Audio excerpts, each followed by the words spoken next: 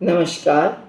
मैं विनीता कोठारी आप सभी का बीए तृतीय वर्ष गृह विज्ञान के वस्त्र विज्ञान की क्लास में स्वागत है। आज हम methods and stages of dyeing के बारे में अध्ययन करेंगे।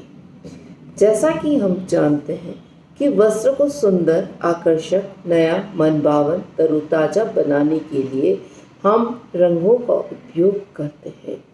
रंग न केवल वस्त्रों की सुंदरता बढ़ाते हैं अपितु हमें मानसिक संतुष्टि भी प्रदान करते हैं। साथ ही हमारे मन को प्रसन्न और आँखों को सुख पहुँचाते हैं।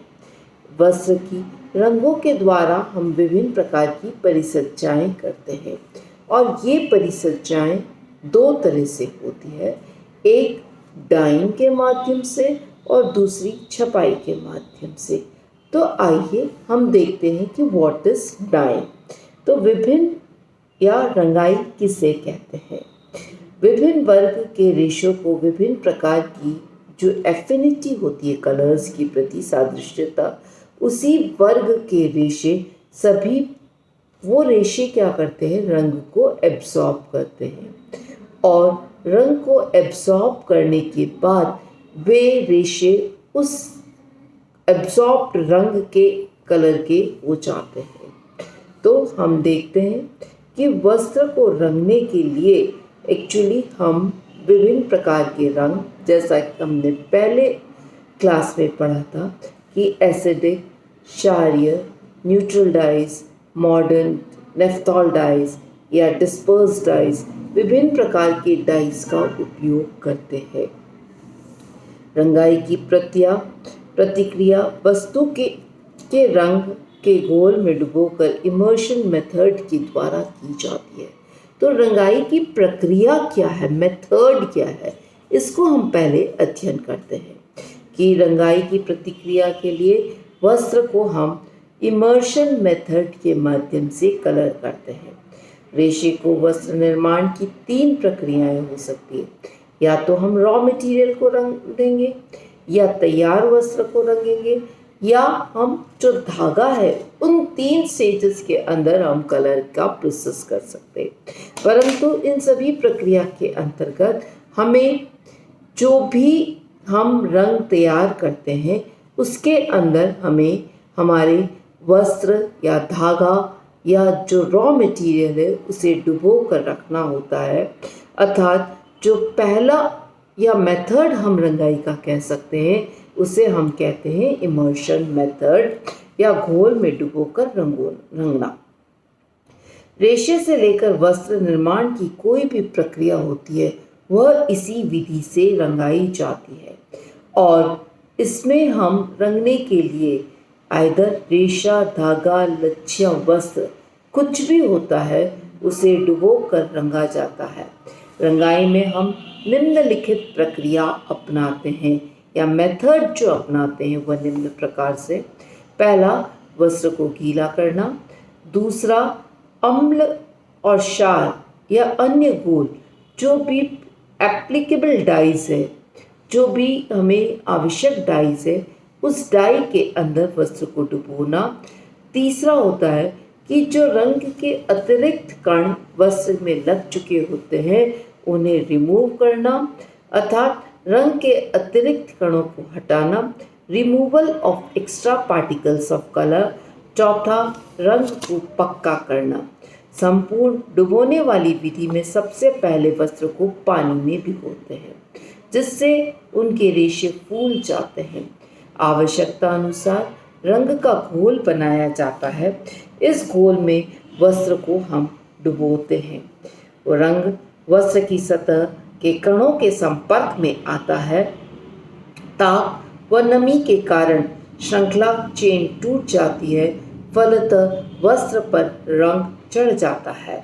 वस्त्र को सुखाने के उपरांत जल भाप बनकर उड़ जाता है और रंग पुनः श्रृंखला बन जाती है जिससे रंग पक्का हो जाता है। रंग को पक्कापन इस बात पर निर्भर करता है कि रंग कितनी गहराई तक रेशों के भीतर प्रवेश किया है।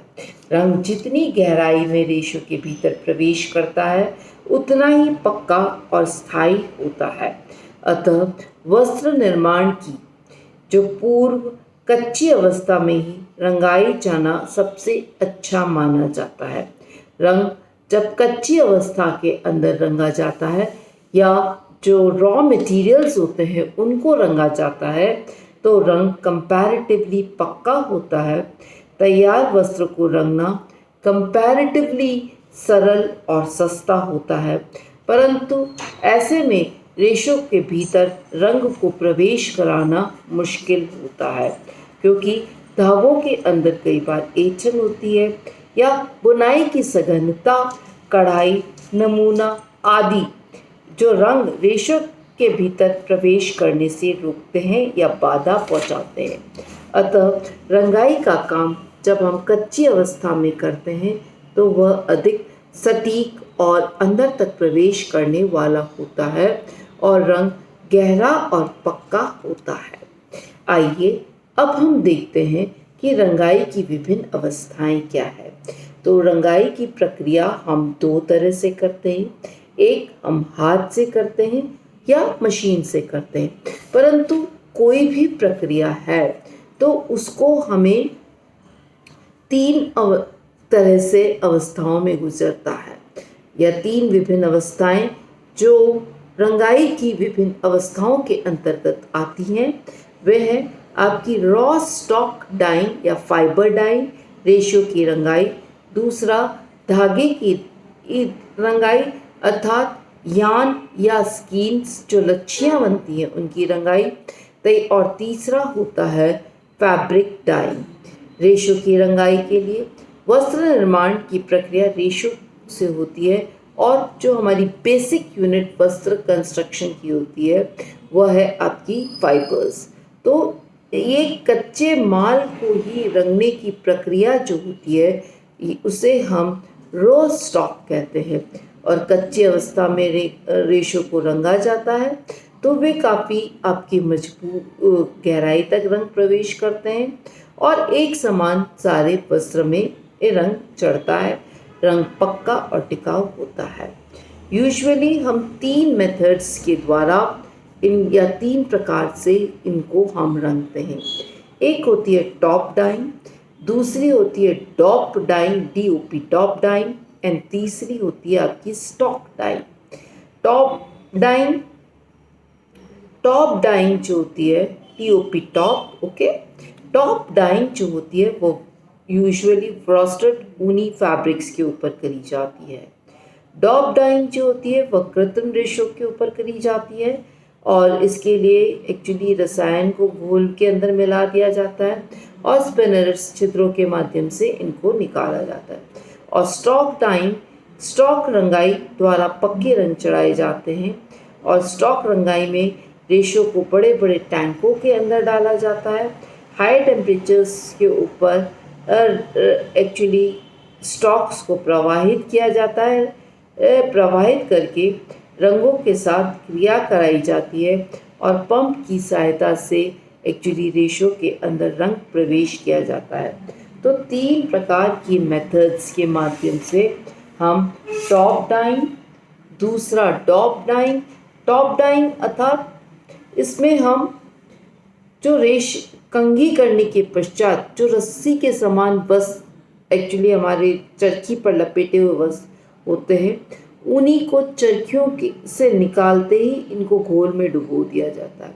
उसके बाद घोल से निकालकर सुखा देते हैं और इस प्रकार हमारी टॉप डाइंग होती है।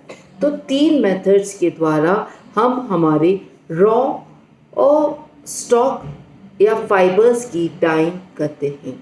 दूसरा होता है धागे की डाइंग, अर्थात धागे को हम लच्छियाँ बना ली जाती है और इन लच्छियों को रॉड्स के ऊपर बनाने के बाद रॉड्स पर लटका दिया जाता है और छड़ से इन लच्छियों पे जो चढ़ी होती है उन्हें टैंक के ऊपर फिट कर दिया जाता है और बराबर घूमती रहती हैं ये लच्छियाँ और जैसे जैसे रंग में डूबती जाती हैं ये कलर को एब्जॉर्ब करती जाती है और इस प्रकार हम धागे की रंगाई करते हैं। धागे की को रंगने के लिए कई बार लच्छियाँ न बनाकर एक पैकेज बना लिया जाता है वास्तव में पैकेज एक छड़ पर लिपटा हुआ सूत होता है। इन पैकेज के रंग को घोल में डुबोकर रखा जाता है। छड़ के अंदर छिद्र होते हैं और इसी छिद्र से रंग बाहर एवं भीतर प्रवेश करके धागे की ओर रंग चढ़ा देते हैं। तीसरा मेथड या तीसरी अवस्था होती है आपकी पीस डाइंग की, अर्थात या तैयार वस्त्र की रंगाई। तो अगर रेशों की हमें रंगाई करनी नहीं पाते या कच्चे माल की रंगाई नहीं होती, तब हमें तैयार वस्त्र को सुंदर और आकर्षित बनाने के लिए हम जो तैयार वस्त्र होता है उसे रंगा जाता है। कंपैरेटिवली सबसे ईजीएस्ट प्रोसेस है और इसके सबसे ज़्यादा फायदे हैं। पहला फ़ायदा, काफ़ी इजी प्रोसेस, रेशो धागों लच्छियों को रंगने में अपेक्षाकृत कम खर्च। वस्त्र की रंगाई फैशन के अनुरूप हो सकती है। वस्त्र को एक रंग हटाकर अथवा परिवर्तित कर दूसरे रंग को हम रंग सकते हैं। मौसम के अनुकूल रंगा जा सकता है। मांग वाले रंगों के अंदर डिमांड्स जिस कलर की होती है उस डिमांड में हम अधिक वस्त्र को तैयार कर सकते हैं। वस्त्र तैयार करने के लिए शक्ति और श्रम की आवश्यकता कम लगती है। अत्यंत कम समय में काफ़ी वस्त्रों को रंगा जाता है, परंतु वस्त्र को रंगने के उपरांत फायदे के अतिरिक्त कई खामियां हैं, अर्थात रंग यूजुअली इतना पक्का नहीं होता जितना रेशे धागे की लच्छियों का। यूजुअली भीतर तक रंग प्रवेश नहीं कर पाता, सतह तक ठहरता है, अतः रंग काफ़ी उड़ने का डर रहता है। धागों के ऐंठन, बुनाई की सघनता, नमूना वस्त्र की पर कढ़ाई, रंग आदि रंग को भीतर पहुंचने में बाधा उत्पन्न करते हैं और बार बार धुलाई के कारण इसके रंग फीके हो जाते हैं। इसलिए रंग की जांच के लिए वस्त्र के धागे को उधेड़कर उसकी बटाई को खोलकर देखने से रंग का हमें अनुमान हो जाता है कि रंग की किस तरह का किया हुआ है। तैयार वस्त्र को भी हम कई प्रकार से रंगाई करते हैं और इसका अध्ययन हम तैयार वस्त्र की किस प्रकार से रंगाई करते हैं इसका अध्ययन हम अगली क्लास में करेंगे। बहुत बहुत धन्यवाद।